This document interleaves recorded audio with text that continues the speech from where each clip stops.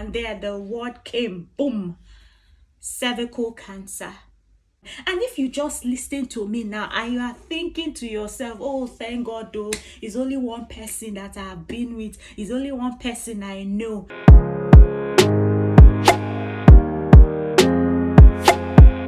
Hello guys, welcome back to my channel. If this is your first time here, I'm Winnie, and this is where I share my life experiences on a whole lot of issues. If you're a returning subscriber, thank you so much. If you haven't subscribed, please subscribe, click on the like buttons, comment, and share this video. Stay tuned, don't go anywhere. I'll be right back. In today's video, I will be talking about something quite sensitive. I'll start by asking you this question. Have you had your smear test done? Have you heard of a smear test? Where are you located? What part of the world do you live in? Have you seen the doctors about the smear test? Are you aged between 25 to 64? You need to get a smear test done, and in this video I'll be telling you why it is absolutely necessary. Don't go anywhere. First of all, I'd like to tell you a story. I call it a cancer story. It's a sad one, but it needs to be shared anyways. There's someone who had abnormal bleeding, went to the doctors, and was diagnosed of menopause. But this wasn't the case. The bleeding continued. You know, when you get a diagnosis from your doctor and you're settled, oh, it's menopause, right? Everyone goes through menopause at a point in their life. You go through Google and Google tells you, oh, one of the symptoms of menopause, you could experience abnormal bleeding, and there you go. You're like, the doctors are right. Yeah, it's menopause. But when the bleeding continued for a long time, without any change, without any pause to it, went for further treatment, further test from another doctor, and there the word came, boom, cervical cancer. At this point, it was too late. So the only thing that could be done was what we call palliative care, which is care given to someone just to take care of them, but not actually treating the ailment or sickness. Now, this brings me back to the topic of the day. Why it is absolutely necessary for you to have a smear test done. A smear test is a test that checks the cervix, for the cells in the cervix, for what we call human papilloma virus. Now, this virus is completely normal if anyone has it. It's not a death sentence.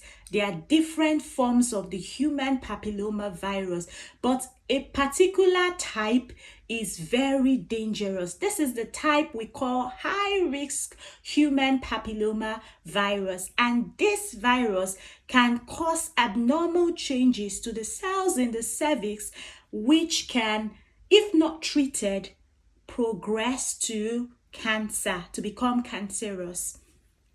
Human papilloma virus is checked for in a smear test. I know I've been saying some words. What's a cervix? A cervix is the entrance, the opening to the entrance of the womb, which is the vagina. So that's opening to the womb through the entrance, which is the vagina. I know it looks like I'm blabbing a lot of things now, but pardon me. So what the smear test does is that it checks the cells within the cervix to see if there's any trace of the HPV. Now, who is supposed to get checked for the human papilloma virus? There are some sets of people that need to get checked. Number one, if you are sexually active. Yes, If you are sexually active, you need to get checked. You need to have a smear test done. Number two, if you're aged between 25 to 64, you need to get a smear test done. If you've had multiple partners, you need to have a smear test done. And if you just listen to me now and you are thinking to yourself, oh, thank God, though, it's only one person that I've been with, it's only one person I know. My dear, you need to get checked for human papilloma virus, because it doesn't matter if you've only had sex once or if you had it with just one partner. It makes no difference when we talk about HPV. HPV can be contacted through any sort of sexual intercourse, whether vagina, whether anal, whether oral. You could get it. You could even get it if you've shared sex toys with anyone. You stand the risk of getting it. Yes, so it doesn't matter if you've been faithful to one person, which is absolutely fine and the right thing to do. But it does not eliminate you from being within the risk factors. Number two, first of all, I've mentioned those people who are at risk. If you have had a partial hysterectomy, which means part of your cervix has been removed, but not all of your cervix, you're still at risk of HPV or cervical cancer. Additionally, if you have had the human papilloma virus vaccine, you are still at risk of cervical cancer. Yes, you are. And this is because the vaccine does not completely protect you from all forms of HPV. So you still need to get your routine smear tests done. I don't know if I've mentioned this before, but I have to say it. The smear test is not to test for cancer. Absolutely not. Rather, it is to prevent cancer. It is a test done to prevent cancer, because when your cervix is checked for abnormalities, the presence of HPV, the type we call the high risk HPV, if your test result comes back positive, you are also sent for further tests. And then the doctors can explain to you what your treatment options are to treat for HPV, so that it doesn't progress into cancer. So this gives you a chance to prevent it from happening. That's what a smear test does. That's its purpose. So it's not meant to to test for cancer. It doesn't do that. There's a routine for the HPV smear tests. Usually, if you are aged between 25 to 49, you should have this smear test done every 3 years. However, if you're aged from 50 to 64, you would usually have this every 5 years. And if you're aged from 69 and above, you only have it if one of the last 3 tests you've done came back positive. Who are those people that shouldn't even be tested or shouldn't have this smear test done? Usually, if you are below the age of 25, it's not really recommended for you to have a smear test done. Additionally, if you've had a complete hysterectomy, which means all of your womb and cervix has been removed through a surgical procedure, you do not need to have a smear test done. Let's go forward. What to expect on the day of your appointment. Oh, no, I'm going too fast. Let's take it backwards. How do you prepare for your appointment? First of all, you need to book your appointment, which means you need to get in touch with your doctor. It depends on what part of the world you are and how this happens there. I've had mine done in Nigeria, and I had to go to the hospital myself to book the appointment. Here in United Kingdom, I had to call the doctor over the phone because what we do is telephone conversations and consultation. So I rang the doctor and I booked an appointment, even though I had a letter sent to me indicating that I was eligible for a smear test.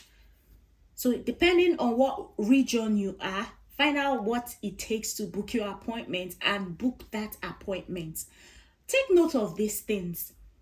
2 days before your appointment, you need to avoid any sort of sexual intimacy or intercourse. You also need to avoid using any prescription medications in your vagina or around your vagina. You need to avoid that. You also need to make sure you are not on your period. Ideally, you are supposed to book an appointment at least 2 days before the onset of your period or 2 days after your period. So anytime in between, it's fine to book an appointment. Let's go forward. On the day of the appointment, make sure you're comfortably dressed. You might want to put on a long dress. You might want to put on a pair of jeans like I have now. It's up to you. Just make sure you're comfortable. You will be asked to pull down what you have from your waist downwards, and you'll be given a cloth to cover up before the procedure begins. The nurse would always talk you through what is going to happen, so you don't need to be tense, you don't need to be anxious. I'm very sure that they will talk to you, tell you what to expect, and try to calm your nerves down. In this discussion, feel free to ask any questions you have. Don't be shy, don't be ashamed. There's nothing to be ashamed of. And if you feel comfortable having a chaperone around, which means you want another person present when the procedure is going on, feel free to ask. It's your right. You can have a chaperone in the room if you want to. If you also want it to be a female attending to you, make sure you indicate at the point of booking your appointment. Usually it's female nurses or doctors that do these things, but who knows, it might be a male doctor. So feel free to ask these questions at the point of booking the appointment. What happens during this procedure is that a tube-like tool is inserted into your vagina, and we call this a speculum. It might feel uncomfortable at first, and if you still feel very uncomfortable, make sure to ask the nurse or the doctor attending to you for a smaller size speculum to make you feel comfortable. You could request that. When this is inserted into the cervix, the nurse or doctor uses that tool to open up your cervix so they can take a swab with a brush of the cells of your cervix and send it for testing. You will be told during the procedure what time your results will be expected to be ready and how you could get it. For some places, you have to go back to the hospital to pick up your result, and for some places, it's sent to you. Now, if your result comes back negative, all good, all fine, there's nothing to worry about. You just have to come back after 3 years for your next routine appointment. However, if your result turns out positive, not to worry. You don't need to go all tense. It's difficult, I know, to maintain your calm, but try to be relaxed. The doctor will talk you through what the treatment options are. Remember, a positive result does not mean you have cancer. It only means that you have the human papilloma virus, and it means you stand a chance of getting treated before it progresses into cancer. I think I've touched on everything. about this test. So the first thing for you to do right now after this video, I don't know if you've liked, but at this point I want you to like this video, I want you to comment, I want you to subscribe, I want you to share, and if you have any questions, feel free to ask me. This procedure is absolutely free if you're in United Kingdom, but if you're in other parts of the world, you might be required to pay a fee, or it might be free. Just inquire, find out about these things, and try as much as you can to get this done. It can save lives. Please share this video to as many people as possible. I want this story to go through to a lot of people. I want people to be aware of what a smear test does. It gives you the chance to live your life to the fullest.